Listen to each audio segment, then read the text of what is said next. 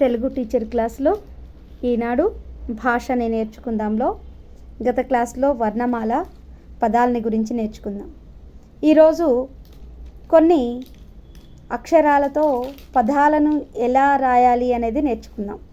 ప్రధానంగా చూడండి అన్న, ఆ, బా, ష, భ, ఠ, భ, ధ, ఖ, థ, ఢ. అంటే ఇక్కడ మొదటి 3 అక్షరాలు కూడా సరళాక్షరాలు, తర్వాత ఉన్న మహాప్రాణ అక్షరాలు, తర్వాత అల్పప్రాణము డ అనే అక్షరం ఉంది. వీటితో పదాలని ఎలా తయారు చేయాలి అనేది మనం నేర్చుకుందాం. ఇక్కడ చూడండి, లపం. లపానికి ముందు బా చేర్చటం వల్ల ఏమైంది? బలపం. అలాగే రెండవ పదం చూడండి, కాకు సున్నా పెడితే కం, ఠాకి సున్నా పెడితే ఠం, కంఠం. అలాగే చూడండి, అరక. ఇది సరళ పదం, ఇది మహాప్రాణాక్షర పదం కంఠం. నెక్స్ట్ చూడండి, ఆభరణం. ఆ, భ, రా, నాకు సున్నా పెడితే నం, ఆభరణం.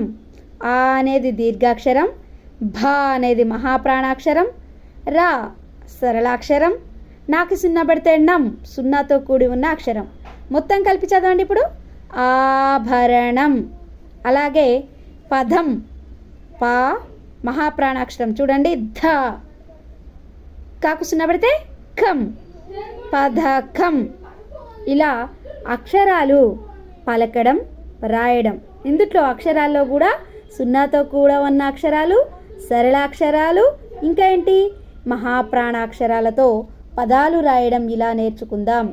తర్వాత మహాప్రాణాక్షరాన్ని ఇక్కడ చూడండి, ఈకు సున్నా పెడితే ఇం, ధ, నాకు సున్నా పెడితే నం, ఇంధనం.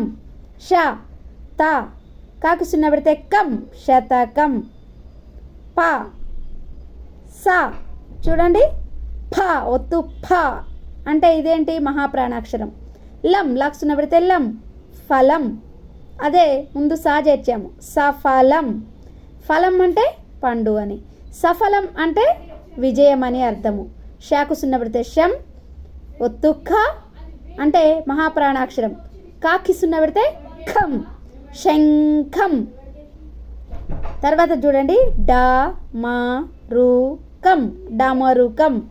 డ, మా అనేవి సరళాక్షరాలు. రాకి కొమ్మిస్తే రు, ఇదేంటిది గుణింతాక్షరము. కాకి సున్నా పెడితే కం, మొత్తం కలిపితే చదవండి, డమరుకం.